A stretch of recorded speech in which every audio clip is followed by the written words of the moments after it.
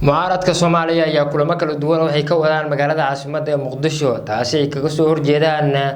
waa markaasi dawladda horkacay Xasan Sheekh Maxamuud ay sheegeen in waqtiga ka dhamaaday iyagoo sheegay in waqtiga rasmiga ah madaxweynaha madaxweynaha Soomaaliya Xasan Sheekh Maxamuud oo ka 15 bisha May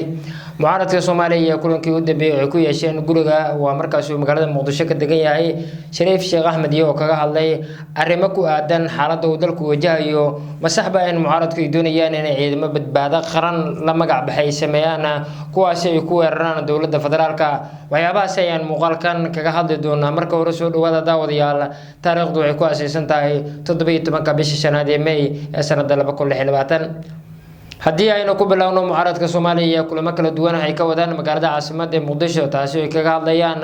xaaladda uu markaasi xilligan dalku marayo iyagoo markaasi uu fashil ku soo dhamaaday kulankii beesha caalamka ee dhexdhexaadinaysa ee ka dhacay hotel Xalana ee ku yaala agagaarka garoonka Aadan Cadde International Airport ee magaalada caasimadda Muqdisho kaasi oo beesha caalamka ee dhexdhexaadinka ah balse uu mucaaradka ku matalay madaxweynaha maamulka Puntland Saciid Cabdullaahi Deni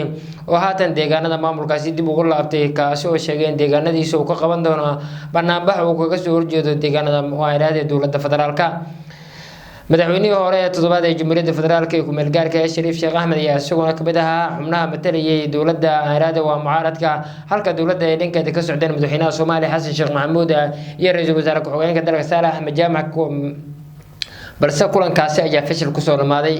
waxay intaas ka dambeeyay mucaaradku waxay doonayeen inay kulamo kala duwan ay ku qabtaan magaalada Muqdisho balse madaxweynaha Soomaaliya oo 16 May goob fagaara ka hadlayay ayaa waxa uu sheegay in madaxweynaha rasmiga ah ee dawladda federaalka uu ka yeeshay 15 May ee markaas 2027 waxay intaas ka dambeeyay mucaaradka ayaa u baratumanayay inay weerar ku qaadaan filla Soomaaliya iyo madaxweynaha Jamhuuriyadda Soomaaliya Xasan Sheekh Maxamuud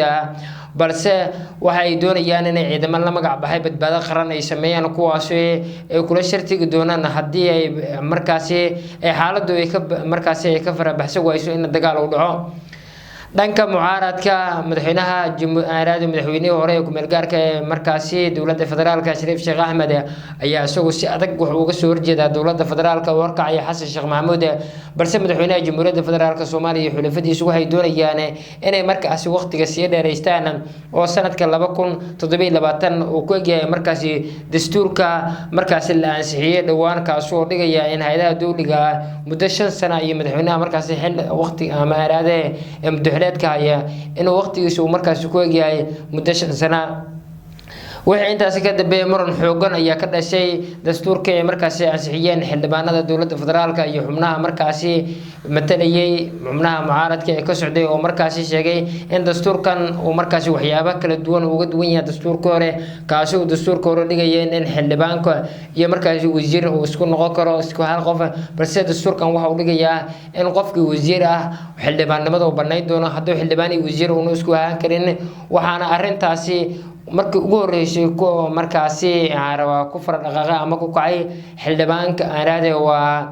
waa markaasi wasiirka warfaafinta xukuumadda federaalka Soomaaliya oo isagu iska casilay xubintii uu ka hayay waa markaasi arrimaha kale